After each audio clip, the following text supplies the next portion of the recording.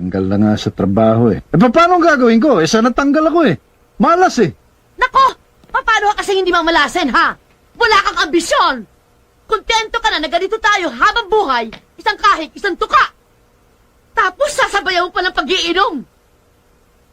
Paminsan-minsan lang naman ito eh. Kahit na! Pagka lang... Ang isang katulad mo na tinanggal sa trabaho at kakarampot lang mga sweldo, walang karapatan ni minsan, kahit na minsan, ang mag-iinom. Panggastos mo nga sa sarili mo, kulang na. Iinom ka pa ng iinom. Nakita mo, yung mga anak mo, lahat dyan. Nakita mo, gumaya sa'yo. Walang kaambi-ambisyon.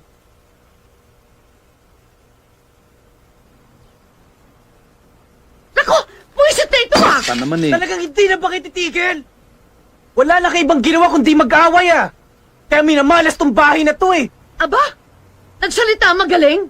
Oo, talagang magaling ako dahil kailanman hindi ako gagaya sa inyo. Walang nangyari sa mga buhay nyo. At ikaw, sa palagay mo ba, maaayos mo buhay mo? Ha? Ha? Gumagaya ka sa tatay mo na ang hilig musika. Musika ang gusto ipalamon sa kanyang pamilya. O ngayon, nasaan ang musika, ha? Nasaan? Ginagaya mo ang tatay mo na walang pakinabang. Yan ba gusto mong mangyari sa buhay mo, ha? Ned, sumagot ka! Musika? Musika ang gusto mo ipalamon? Sa pamilya mo? Putang ina mo! Hindi magagaya sa akin yung anak ko dahil walang asawang katulad mo! Kaya hindi natuloy ang pangarap ko eh. Dahil kinontra mo eh. Pinamili mo ko.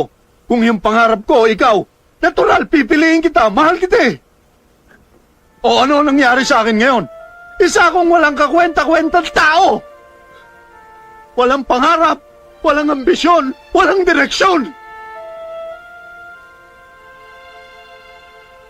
Pero kahit ganito ako, kahit kailan di ako nagsisi, na nawala ang pangarap ko dahil pinili kita.